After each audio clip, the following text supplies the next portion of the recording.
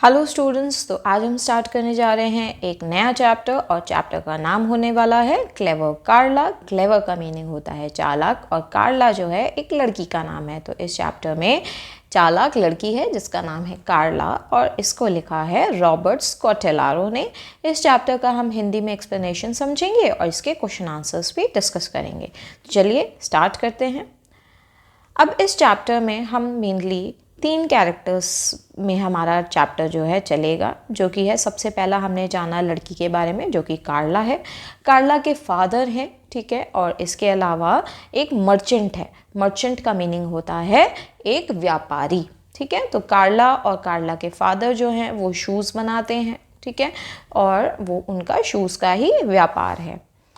When a merchant tricks her father, Carla finds a way to beat him at his own greedy game. जब एक merchant कार्ला के father को trick करता है यानी बेवकूफ़ बनाता है, तब कार्ला को जब ये बात पता चलती है तो वो तरीका उसको सूझता है कि किस तरीके से वो उस मर्चेंट के ग्रीडी गेम में उसे हरा पाए। ग्रीडी का मतलब हो गया यहाँ पर लालची।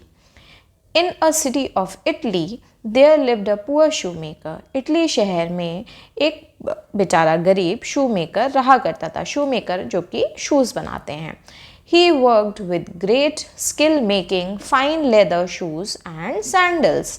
वो बहुत ही ज़्यादा फाइन यानी कि बहुत खूबसूरत, सुंदर, बहुत अच्छी क्वालिटी वाले लेदर शूज़ और सैंडल्स बनाया करते थे और उनकी जो बनाने की जो कला थी वो भी बहुत ज़्यादा अच्छी मानी जाती थी उस ज़माने में, और वो अपने काम में बहुत ज़्यादा निपुण थे।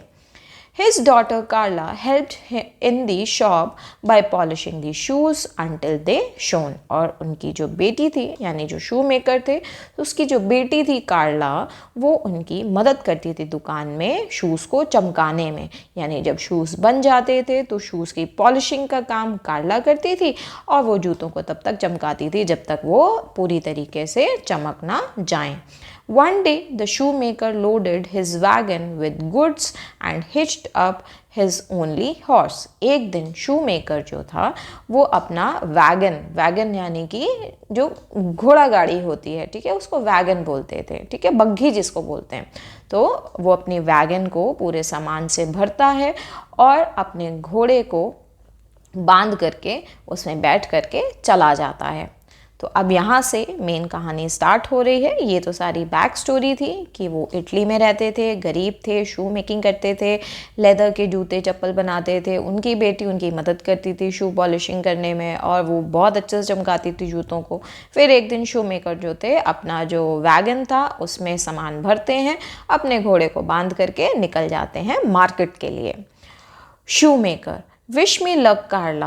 I am going to the market and hope to return before dark with my pockets filled with coins. तो यहाँ पर जो शू मेकर हैं अपनी बेटी कार्ला से बात करते हुए कहते हैं कि मुझे लक विश करो, ठीक है। जैसे आप लोग भी जब एग्ज़ाम देने जाते हैं तो आपको भी लक की ज़रूरत होती है ना, तो सब आपको ऑल द बेस्ट कहते हैं, गुड लक कहते हैं। तो यहाँ पर भी ऐसे ही जो फादर हैं जो कि शू मेकर हैं वो अपनी बेटी कार्ला से कहते हैं कि मुझे लक विश करो कि मैं मार्केट जा रहा हूँ और मैं जब वहाँ से लौटूँ तो मेरे हाथ में, मेरी पॉकेट में बहुत सारे कॉइन्स हों। देखिए उस ज़माने में कॉइन्स चला करते थे। ये जिस ज़माने की स्टोरी है उस टाइम पर कॉइन्स ही हुआ करते थे करेंसी में। नोट्स जो हैं उनका जो इजाद है वो काफ़ी समय बाद हुआ था। तो पहले के ज़माने में कॉइन्स का समय हुआ करता था, जैसे silver coin, copper coin, bronze coin, gold coin. तो कॉइन से ही जो है सामान को ख़रीदा जाता था, बेचा जाता था। कार्ला, गुड लक पापा, do come back soon. I will have the rest of the shoes polished by the time you come back. और फिर कार्ला जो है अपने फादर को गुड लक विश करती है और कहती है कि आप जल्दी वापस घर आइएगा और जब तक आप आएंगे तब तक मैं सारे जूतों को पॉलिश कर चुकी होंगी। इन द मार्केट, अब जो कार्ला है उसके फादर जो हैं वो मार्केट में पहुंच चुके हैं। अब जो कार्ला है इनके फादर के पास एक मर्चेंट आता है। मर्चेंट का मतलब हो गया व्यापारी। Hey wait my good fellow, picks up a pair of leather sandals and admires them. I see you do fine work, very fine indeed. Looks at the shoemaker with a sly grin. How much for everything? अब यहाँ पर जो merchant है, ये merchant बहुत ज़्यादा चालाक है, ठीक है, और ये लोगों को बहुत ज़्यादा बेवकूफ़ बनाया करता है, ठीक है। तो यहाँ पर जो मर्चेंट है वो लालची भी है, हमने शुरू में ही देखा कि मर्चेंट लालची है। तो वो मर्चेंट जो है शू मेकर के पास जाता है, उसकी घोड़ा गाड़ी के पास पहुंचता है और उससे कहता है उसके जूते उठा करके कि तुम बहुत ज़्यादा फाइन वर्क करते हो, यानी बहुत ज़्यादा अच्छा काम करते हो और तुम्हारे सैंडल्स जो हैं, चप्पल जो हैं वो बहुत ज़्यादा खूबसूरत है और मैं तुम्हारे इस काम की बहुत ज़्यादा प्रशंसा करता हूँ। एडमायर का मतलब हो गया कि प्रशंसा करना, कि वो बहुत अच्छा सामान बनाता है और उसको वो सामान बहुत पसंद आ रहा है। वो कहते हैं कि बहुत फ़ाइन है, बहुत ही साफ़ सुथरा काम किया है आपने। और शू मेकर जो है वो जो मर्चेंट है वो शू मेकर को स्ली ग्रिन से देखते हैं। स्ली ग्रिन का मतलब क्या होता है यहाँ पे? स्ली ग्रिन का मतलब होता है कि मंद ही मन चालाकी तरीके से मुस्कुराना, यानी कि हम सामने वाले की तारीफ़ करें और बहुत मंद मंद मुस्काएं, जिससे कि वो हमसे प्रभावित होकर के हमें अपना सामान बेच दे। तो यहाँ पर उसके मन में जो चालाकी है वही जो है, और वो चालाक भरी जो मुस्कान है, जैसे आप लोग सीरियल्स में देखते हो ना कि एक ऐसा कैरेक्टर होता है जो कि बहुत ज़्यादा शैतानी हरकतें कर रहा होता है ना, बहुत ज़्यादा लोगों को परेशान करता है, तो वो किस तरीके से अपने से ही बातें करते करते हंसता है। तो यहाँ पर भी उसी को ही स्ली ग्रिन का नाम दिया गया है कि वो मर्चेंट जो है वो शू मेकर को इस तरीके से उसके सामान की बहुत प्रशंसा करता है और चालाकी से और हंस रहा होता है उसके ऊपर। और वो उससे पूछता है कि सारे सामान का कितना रुपया होगा। सारे सामान का मतलब यहाँ पर जूते हो गया, ठीक है। तो शू maker 20 copper pieces for everything. अब यहाँ पर जो शू मेकर है वो कहता है कि 20 कॉपर के पीसेस मैं दूंगा और सारा सामान आपका हो जाएगा। एवरीथिंग का यहाँ पर हम खास ध्यान रखेंगे। एवरीथिंग का मतलब हो गया सब कुछ, तो आगे एवरीथिंग की वजह से ही पूरी स्टोरी में ट्विस्ट आने वाला है। Merchant, it's a deal. Here's the money. The merchant climbs onto the wagon, seats himself next to the shoemaker. Now step down and be on your way. तो अब यहाँ पर जो मर्चेंट है कहता है कि ठीक है, हमारा सौदा हो गया है। डील का मतलब हो गया कि चलो ठीक है, हमारा सौदा हो गया है, ये लो पकड़ो अपने पैसे। और पैसे देने के बाद वो उसके वैगन यानी उसके घोड़ा गाड़ी के ऊपर बैठ जाता है जाकर के, और शू मेकर के बगल में जाकर के बैठ जाता है और शू मेकर को कहता है चलो अब उतरो इस गाड़ी से और यहाँ से अपना रास्ता नापते चलो, ठीक है। तो यहाँ पर मर्चेंट की चालाकी है कि मर्चेंट ने बोला शुरू में कि मैं सारे चीज़ें जो हैं वो 20 रुपये में ले लूँ, 20 कॉपर कॉइन्स में ले लूँगा। शू मेकर, व्हाट्स दिस? और फिर शू मेकर कहता है ये क्या बात हुई? अभी यहाँ पर हमने क्या देखा कि शू मेकर को 20 कॉपर पीसेस जो थे मिले थे सारी चीज़ों के लिए, है ना। और फिर मर्चेंट ने क्या बोला था कि ये जो है हमारा सौदा हो गया है और चलो अब उतरो मेरी गाड़ी से और यहाँ से चलते बनो। तो शू मेकर है वो कहता है कि ये क्या बात हुई? तो मर्चेंट कहता है come now my dear fellow, let's not argue, you did agree to sell me everything didn't you. तो मर्चेंट यहाँ पर उससे बातचीत करते हुए कहता है कि देखो सुनो डियर फेलो, फेलो का मतलब हो गया साथी, देखो आर्ग्यू मत करो। आर्ग्यू का मतलब हो गया बहस मत करो। तुमने ही तो अग्री किया कि तुम मुझे सारी चीज़ें बेच दोगे, एवरीथिंग, है ना। एवरीथिंग मैंने पहले भी यहाँ पे बोला था आपको, एवरीथिंग के ऊपर बहुत फोकस रखना है क्योंकि एवरीथिंग से ये पूरी कहानी ट्विस्ट हो जाएगी यहाँ पर। तो यहाँ पर मर्चेंट कहता है तुमने ही तो कहा था कि तुम सारी चीज़ें मुझे भेज दोगे, है ना, कहा था ना। तो शू मेकर ने बोला वेल येस बट। तो शू मेकर कहता है हाँ मैंने बोला था पर। फिर मर्चेंट कहता है I take you at your word, everything includes your wagon and your horse. After all, a deal is a deal. If you don't agree with me, we will go before the judge. There's one just down the street. अब यहाँ पर जो शू maker है जो merchant है उसने trick किया शू maker के साथ। उसने बोला कि देखिए आपने अपने शब्द दिए थे और मैं शब्दों से ही मेरा पूरा चीज़ है। आपने बोला कि आप सारी चीज़ें एवरीथिंग मुझे दे दोगे, तो एवरीथिंग में तो आपका वैगन यानी आपके घोड़ा और आपकी गाड़ी दोनों ही चीज़ें आती हैं और साथ ही साथ जो इसमें सामान भरा है। आफ्टर ऑल एक डील जो है वो तो एक डील ही है ना। और मैं तुम तो मेरी इस बात से क्या कहते हैं अगर अग्री नहीं करते हो तो चलो हम जज के पास चलते हैं, और यहाँ पर एक पास में ही एक जज भी है। तो अब क्या होता है आगे, अब वो लोग दोनों ही जज के पास जाते हैं। इन दी कोर्ट, कोर्ट में पहुँचते हैं। तो जज, did you agree to sell everything, तो जज पूछता है क्या तुमने अग्री किया था कि तुम सारी चीज़ें बेच दोगे। तो shoemaker, well yes but, shoemaker कहता है हाँ पर। फिर जज कहता है then a deal is a deal and you must do as you agreed. तो यहाँ पर जो जज है वो भी यही कह देता है कि भाई डील तो जो डील है वो डील है और तुम्हें वो करना पड़ेगा जो तुमने अग्री किया था। यानी एवरीथिंग जो वर्ड था उसने बेचारे शू मेकर को फंसा लिया, ठीक है। उस वर्ड की वजह से वो फंस गया कि हाँ ठीक है सब कुछ आपका हो गया, सब कुछ का मतलब हो गया। वहाँ पे जो मर्चेंट था वो चालाक था तो उसके हिसाब से सब कुछ का मतलब हो गया घोड़ा, गाड़ी और जूते। पर शू मेकर को तो ये था कि उसके लिए हर चीज़ क्या थी, उसके सिर्फ जूते थे। तो यहाँ पर ही वो बेचारा फंस जाता है। The shoemaker walks back home with the cruel merchant's laugh ringing in his ear.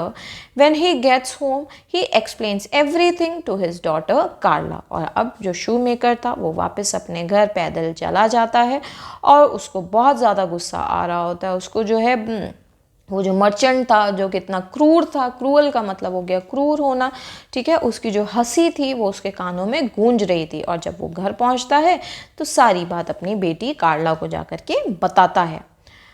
Carla, oh what a greedy person, but don't worry dad, I have an idea. Early next day, Carla selects 6 of the finest pair of dancing slippers the shoemaker had ever made. तो अब जो कार्ला है जब वो सारी बात जान जाती है उसके फादर के साथ मर्चेंट ने क्या किया, तो वो बड़े ही दुख के साथ कहती है कि कितना ज़्यादा ग्रीडी यानी कितना ज़्यादा लालची इंसान था वो। आप परेशान मत होइए पापा, मेरे पास एक आइडिया है। और वो अगले ही दिन सुबह उठ करके जो उसके फादर ने जो सबसे बेहतरीन जो डांसिंग शूज़ होते हैं, ठीक है, वो 6 पेयर डांसिंग शूज़ के ले करके मार्केट के लिए निकल जाती है। Carla, let me try my luck at selling this. Carla कहती है कि मैं अपना आज लक यानी किस्मत आजमाना चाहती हूँ इन्हें बेचने में। इन दी मार्केट, अब कार्ला जो है वो मार्केट में पहुँच चुकी है। Merchant, young lady you look tired, can I help you. अब वही मर्चेंट जो है अगले दिन अब कार्ला के पास आता है और उससे बोलता है कि यंग लेडी तुम बहुत ज़्यादा टायर्ड दिख रही हो, तुम बहुत ज़्यादा थकी हुई दिख रही हो, क्या मैं तुम्हारी किसी प्रकार से मदद कर सकता हूँ। तो कार्ला उससे कहती है that would be nice, that would be very nice Indeed. She holds out a pair of shoes. और कार्ला कहती है कि हाँ ये तो बहुत ज़्यादा अच्छी बात होगी अगर आप मेरी कुछ मदद कर सकें। और उसके बाद वो एक पेयर ऑफ शूज़ को उठाती है अपने हाथ में। Merchant, how much for everything. He grins slily, thinking he can make another good deal for himself. अब मर्चेंट जो है वो फिर से यहाँ पर ट्रिक खेलता है और वो कहता है कि सब चीज़ों के कितने पैसे हुए, ठीक है। अब यहाँ पर उसको ये नहीं पता है कि उसके साथ भी एक बहुत बड़ी ट्रिक होने वाली है। तो मर्चेंट तो यहाँ पर पूछता है उस लड़की से कि सारे 6 जूतों के कितने पैसे हुए, ठीक है। और उसके चेहरे पर मुस्कान होती है वैसी वाली एक जो एविल पर्सन के अंदर जो मुस्कान होती है, ठीक है। तो वैसे ही वो उसके दिमाग में चल रहा होता है कि आज भी मैं बहुत अच्छी डील बना करके ही यहाँ से जाऊँगा। Carla, how much will you give me sir. अब कार्ला उससे पूछती है कि आप कितना मुझे देंगे सारे सामान का। Merchant, taking 3 copper coins in his hand, these are difficult times lady, this is all I can offer। Merchant जो है अपने हाथ में 3 copper coins लेता है, जैसे यहाँ पर आप देख भी सकते हैं 3 copper coins है मर्चेंट के हाथ में। और फिर उसको वो 3 copper coins दिखाते हुए कहता है कि बड़ा ही मुश्किल वक्त चल रहा है, इस समय पे मैं तुम्हें सिर्फ यही दे पाऊँगा।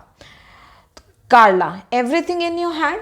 अब कार्ला कहती कि जो भी आपके हाथ में है वो सब दे दोगे आप मुझे। अब यहाँ पर एवरीथिंग का ही सारा गेम है।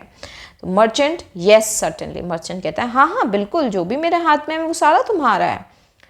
Carla, then it's a deal, holds out her hand for payment. The merchant grins slyly and slides the coins into it. अब जो कार्ला है वो कहती है ठीक है हमारा सौदा हुआ, और फिर जो कार्ला थी वो जो पेमेंट थी 3 कॉइन्स जो हैं वो ले लेती है, और जो मर्चेंट है वो जो है वो उसकी जो शैतानी जो हंसी थी वो उसके मुंह पर थी, और वो तीनों सिक्के जो हैं कार्ला को हैंड ओवर कर देता है. Oh, thank you, sir. And I see you have 3 lovely rings. I will have them as well. Thank you. They are very colorful. अब जो कार्ला है वो कहती है आपका बहुत बहुत शुक्रिया, आपके हाथ में ये 3 जो रिंग्स हैं वो मैं ले लेती हूँ, और इसका शुक्रिया, और ये बहुत ज़्यादा कलरफुल हैं. यानी जो मर्चेंट था उसने 3 सिक्के जो अपने हाथ में रखे थे वो 3 सिक्के तो कार्ला को दे ही रहा था, पर यहाँ पर उसके हाथ में 3 अंगूठियाँ भी थीं जो कि बहुत महंगी एक्सपेंसिव अंगूठियाँ थीं, सोने जवाहरात वाली अंगूठियाँ थीं, और वो बहुत ज़्यादा कलरफुल अंगूठी भी थी, उसमें हर तरह के जेमस्टोन्स लगे हुए थे. ठीक है, तो और जिस हाथ से वो सिक्का दे रहा था उस हाथ में कॉइन्स भी थे और उसकी अंगूठियाँ भी थी. तो जब डील हुई थी तब क्या बात हुई थी कि हाँ जो मेरे हाथ में है वो सब कुछ तुम्हारा. तो अब कार्ला ने यहाँ पर उसके साथ गेम खेला कि जैसे उसके फादर के साथ मर्चेंट ने क्या किया था, फादर के साथ किया था कि सारी चीज़ का 20 कॉपर कॉइन्स तो उसके फादर अग्री कर गए थे, पर सारी चीज़ में तो उसने वैगन और उसका घोड़ा भी ले लिया था उससे. पर ऐसा तो नहीं होता है ना. पर यहाँ पर अब कार्ला जो है उसने भी अपनी समझदारी दिखाई और उसने बोला कि सब कुछ जो है अब उस पर ये जो मर्चेंट था ये अग्री भी कर गया था. Merchant what, you must be crazy. Merchant उसको कहता है क्या तुम ज़रूर पागल हो गई हो क्या. कार्ला, but then you have agreed to give me everything in your hand, didn't you? And remember, a deal is a deal, just the way you had a deal with my father.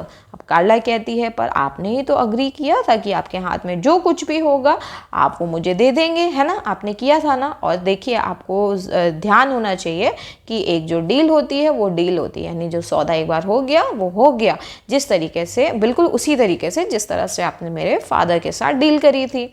Merchant कहता है oh no. Reluctantly he removes the rings and gives them to Carla. अब यहाँ पर जो merchant है वो अपने ही game में फंस चुका होता है और वो बेचारा कार्ला के आगे हार मान लेता है, और फिर बड़े ही उदासपन से, उसका मन नहीं होता है रिंग्स को उतारने का, वो बड़ी उदासी के साथ जो रिंग्स हैं वो उतारता है और कार्ला को दे देता है. तो स्टूडेंट्स, इस चैप्टर में हमने क्या सीखा? इस चैप्टर में हमने ये सीखा कि जिस तरह से मर्चेंट ने शू मेकर के साथ ट्रिक करी, यानी उसके साथ गेम खेला कि उसका सारा सामान ले लिया, उसका घोड़ा गाड़ी भी ले लिया, जो कि उसका मेन सोर्स था कि जिसकी वजह से वो अपना सामान एक जगह से दूसरी जगह ले जा पाता था, उसने वो भी उसे छीन लिया था, उसको ट्रिक करके, है ना, एवरीथिंग बोल करके. तो यहाँ पर जो उसकी बेटी थी उसने उस बात का बदला लिया, और बदला लेकर के उसने वो जो एक्सपेंसिव महंगी जो अंगूठियाँ थी वो भी उसने उस मर्चेंट की हासिल करी, और सिर्फ किस वजह से? सिर्फ एक वर्ड की वजह से, जो वर्ड था एवरीथिंग. तो चलिए अब हम इस चैप्टर के क्वेश्चन आंसर्स पर आगे चलते हैं. क्वेश्चन नंबर 1 पर आते हैं.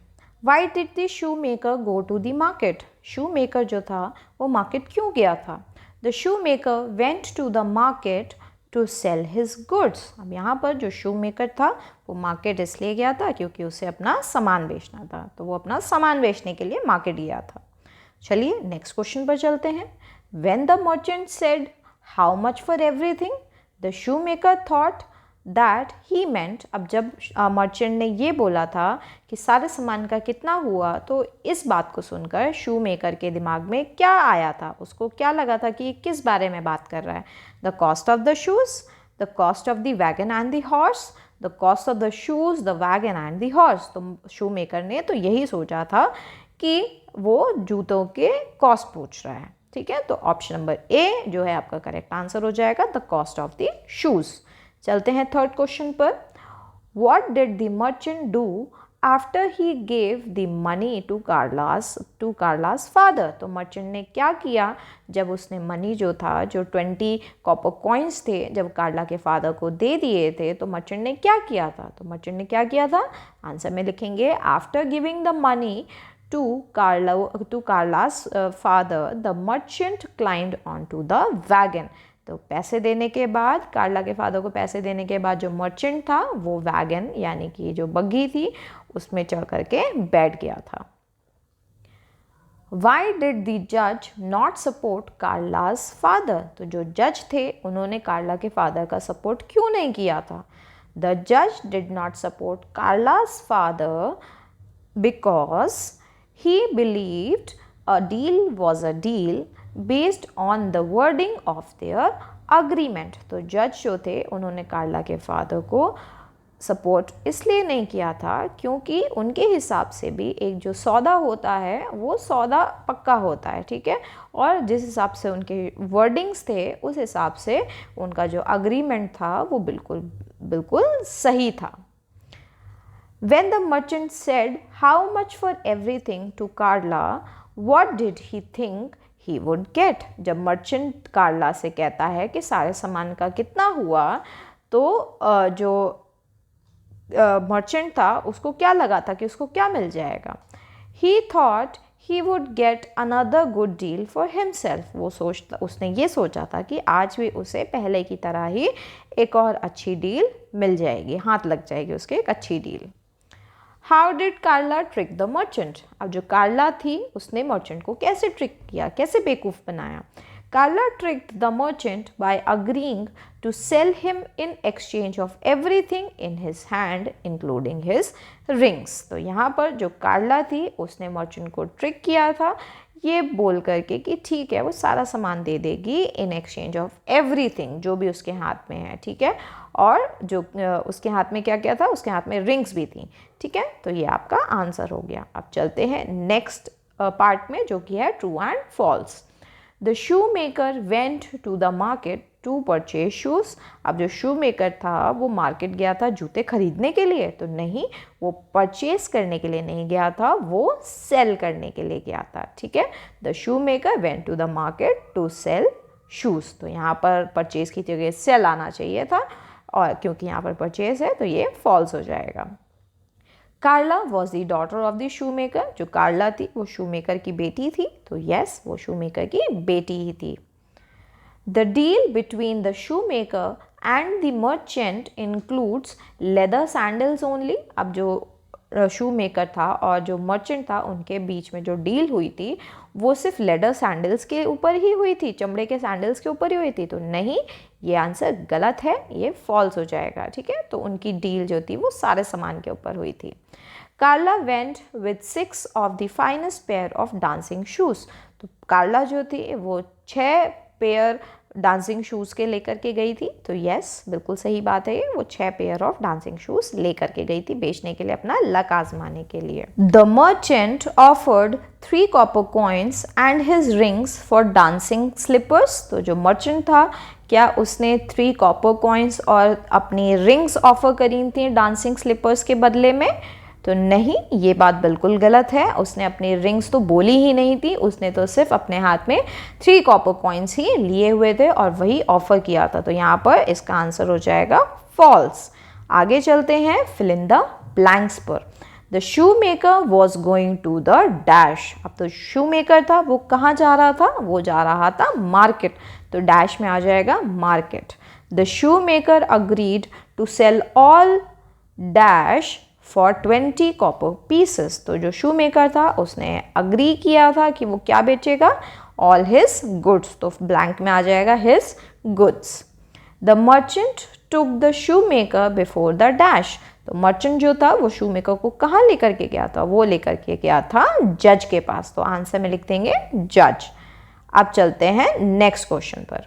कार्ला went to the market to sell the dash. Carla market गई थी क्या बेचने के लिए, to sell the dancing slippers, ठीक है। उसने बोला था कि मैं डांसिंग स्लीपर्स लेकर के जा रही हूँ और अपना लक आजमाऊंगी जा करके, है ना, तो यहाँ पर डांसिंग स्लीपर्स आ जाएगा। The merchant gives his dash to Carla. तो मर्चेंट जो था वो अपना क्या देता है कार्ला को, वो अपनी सारी अंगूठियाँ दे देता है। उसके हाथ में कितनी अंगूठियाँ थी, उसके हाथ में 3 अंगूठियाँ थी, और क्यों देनी पड़ी थी उसे, क्योंकि उसने अग्री किया था कि जो भी उसके हाथ में है वो सब कार्ला का है ना। तो चलिए आगे चलते हैं और हम अब करेंगे match the following question columns to make sentences. अब ये दो अलग अलग कॉलम्स हैं, ये इनकम्प्लीट सेंटेंसेस हैं, इन्हें आपस में मैच करना है। तो चलिए इसमें सबसे बड़ा जो है आप इसमें करेक्शन कर लेंगे। तो यहाँ पर जो इंक्लूडेड द मर्चेंट्स जो लिखा है, तो यहाँ पे मर्चेंट को काट करके आप शू मेकर कर लेंगे। ये एक टाइपिंग मिस्टेक है, इसको आप बुक में भी अपने करेक्ट कर लेंगे। तो यहाँ पर हम शू मेकर करेंगे, ठीक है। तो चलिए अब इनको हम मैच कराते हैं। द पुअर शू मेकर, अब पुअर शू मेकर के साथ क्या जाएगा, इंक्लूडेड तो नहीं जाएगा। The poor shoe maker lived in a city of Italy, तो पहला तो हमारा ये हो गया। फिर दूसरा द मर्चेंट, अब मर्चेंट का क्या हो सकता है, included the shoe makers wagon and horse rings, या फिर had 3 colorful rings in his fingers, या फिर beats the merchant at his own greedy game, या फिर climbs onto the wagon। तो यहाँ पर हम the merchant climbs onto the wagon कर देंगे, ठीक है। तो चलिए अब थर्ड पर आते हैं। एवरीथिंग, एवरीथिंग के साथ आएगा। एवरीथिंग का मतलब हो गया included the shoe makers wagon and horse also, यानी हर चीज़ जो थी, एवरीथिंग जो थी उसमें शू मेकर का वैगन और हॉर्स भी इंक्लूडेड था।